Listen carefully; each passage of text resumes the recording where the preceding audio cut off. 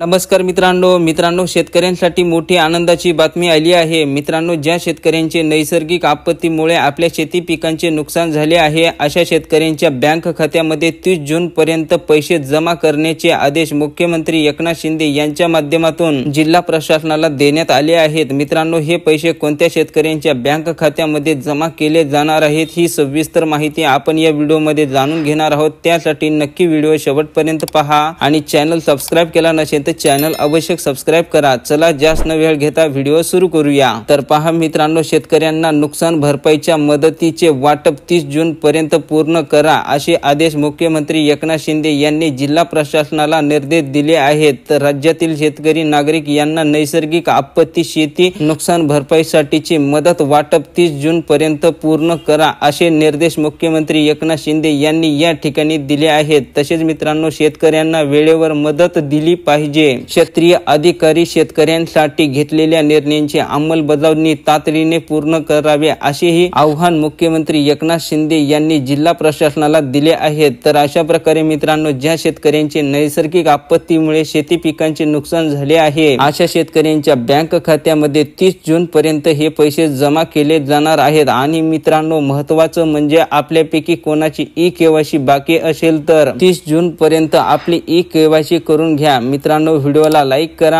आणि चॅनलला सबस्क्राइब केलं नसेल तर चॅनलला अवश्य सबस्क्राइब करा। धन्यवाद।